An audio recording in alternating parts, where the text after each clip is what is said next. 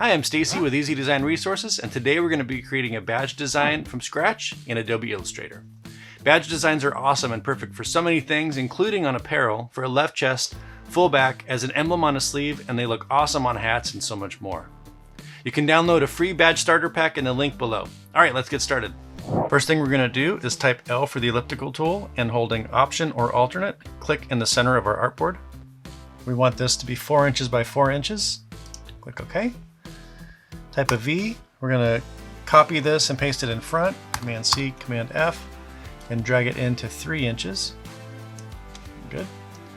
And then that circle, we're going to copy it and paste in front. Type a V, grab a bounding box, and just pull it out to about 3.2 something right there. We're going to turn this circle into a line of text. So type a T, hold Alternate or Option, and we're going to click on that very bottom anchor point. And we're going to add our text.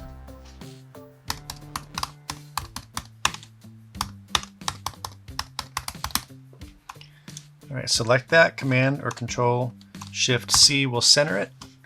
We're going to change the font. One of our logo fonts is DIN, and on this particular part we're going to use regular. We'll just blow that up. Right there. Type in R, click, and then hold Shift and Alternate or Option, and that's going to, the Shift will restrict it to the specific points as it goes around, and Alternate will duplicate. Double click the text tool and click Flip. Say OK. Type a V, grab that bounding box on the bottom, hold Shift and Option or Alternate, and drag it out until the selection line, ours is blue, yours might be a different color depending on your layers setting, and we want it to land just beautifully along the top of our original line of text. Now we're going to duplicate our original font by typing an I and clicking right over it. So you see it just shrunk that back down, so it just duplicated those settings. Type a T, come down here and double click to highlight that text and say for creatives. All right, for dynamics, I want to make this outer circle thicker, so we're going to go 6 point, and on the inner circle, let's take it to 3. I feel like our spacing between the lines of text in the outer circle is good, so we'll leave that. Next, we're going to start our ribbon, so type in M for our rectangle tool, and just come right over here and just drag out a rectangle. We have a stroke of 3, perfect, a fill of white. Type in A for our direct selection tool, click and drag down and to the left and hold Option or Alternate. This is going to make a duplicate of that rectangle. Command or Control left bracket will send it to the back. Now because we have smart guides on, we're going to type a P, and we're going to see exactly where the center of our rectangle is. And then we're going to add an anchor point on that outside line. Type in A to select that anchor point and pull it to the right, and then we have that perfectly wedged ribbon. We're going to connect these two. Type a P. We're going to click the bottom left of the top box, the bottom right of the back box, and then we want to come up here and get rid of that fill by typing /. Also the same key with the question mark. Type a T. Come up to our rectangle and just click, and then we're going to add EST period. With smart guides on, it limits and restricts our movements of things to be within the grid. And so for some of this adjustment, I'm going to turn that off just so I can more easily and freely get this thing set up right where I want it. I also want it a little bit smaller, and I'm going to make that bold.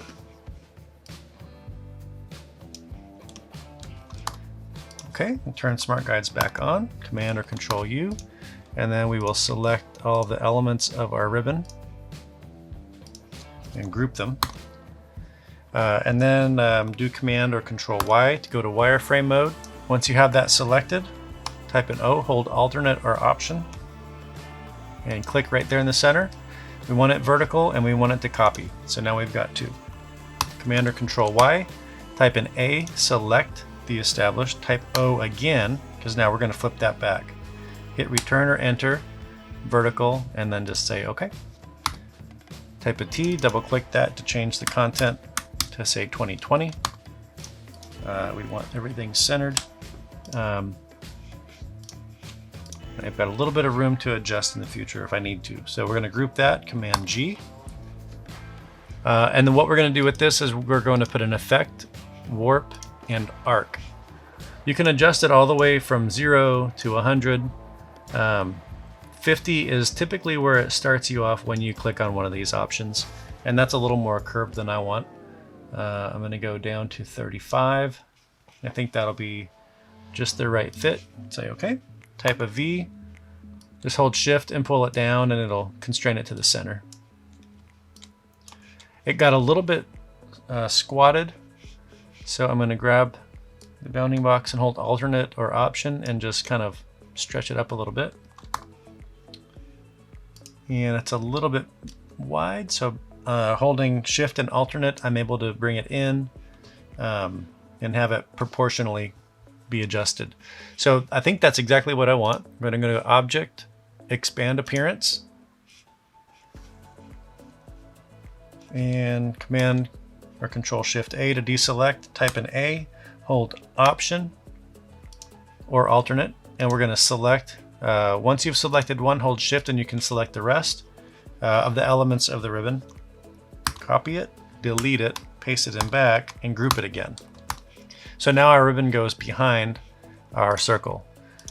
This front circle, we're going to do Command or Control Shift bracket right, which will bring it right to the front. And now you see we have comfortable space to the left and to the right of our content. I'd even like to bring that down a little bit more. Perfect. All right, next thing we want to do is add our logo, and I've got that just saved here on the side. Copy, bring it over here to the center.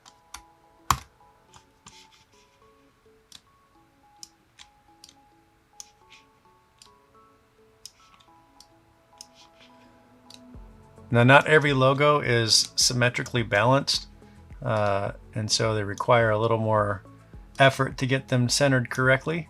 And this is no exception, being the off-centered script and then the banner that's to the left, nothing centered correctly. So, but it's balanced, and so that's what we're looking for. All right, next thing we're going to do is we're going to color this. We want to add red and white and black are our colors, so we're going to change it to reflect that. All right, so let's select our outer circle, type an X to activate the stroke color. I'm going to click the plus on our swatches to create a new swatch. I'm going to change it to spot just so that I've got it. I can adjust it later if I need. It's going to be red, so 100% magenta, 100% yellow, and 10% black is what I like.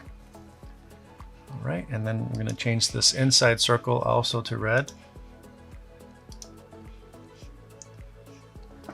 And I will change the strokes of our ribbons for the established 2020 to red as well.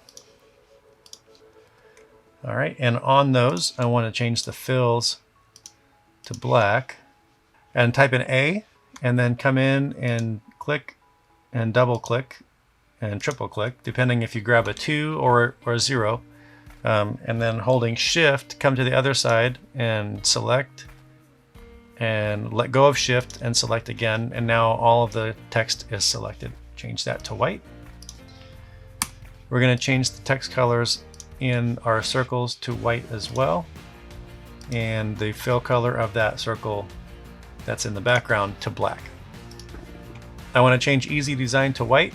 Now this is a compound path, so I can select any portion of it and select white, and then it'll change it.